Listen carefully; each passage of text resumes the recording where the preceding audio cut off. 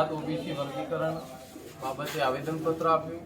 એમાં મામલતદારશ્રી દ્વારા અમે સરકારને રજૂઆત કરીએ છીએ કે ગુજરાતમાં પણ ઓબીસી વર્ગીકરણ લાગુ પડે. આજ કોઈ સુપ્રીમ કોર્ટનો ચુકાદો પણ છે અને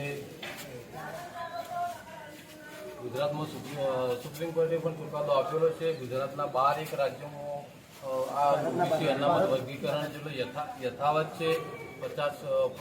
બિહારમાં છેલ્લા 50 વર્ષથી લાગુ છે અને અમારો આ કરવાનો પાછળ એક જ છે કે જે ઠાકોર, કોળી, રાવળ જેવી અન્ય કેટલી ઓબીસીમાં આવેલી 100 જેટલી જ્ઞાતિઓ જે સામાજિક અને શૈક્ષણિક રીતે આજે પછાત છે, એમને સામાજિક અને શૈક્ષણિક રીતે પછાતમાં સારો એવો શૈક્ષણિક લાભ મળે, આર્થિક રીતે મજબૂત થાય એ હેતુથી કરવામાં આવે છે. અમારા અન્ય કોઈ જાતિનો કોઈ વિરોધ નથી, કોઈ બીજો અમારો કોઈ મતભેદ નથી. બસ 20% જે જ્ઞાતિ જેને લાભ મળે છે અત્યારે સૌથી વધારે ઓબીસી અનામતનો, એમને પણ પોતાની અલગ અનામત આપવામાં આવે, એમને હમણાં કોઈ વધુ નથી.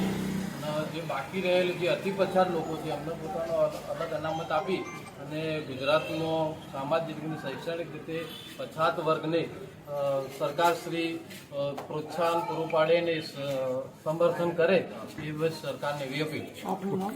મારું નામ દશરથજી રમેશજી ઠાકોર, સામાજિક કાર્યકર્તા.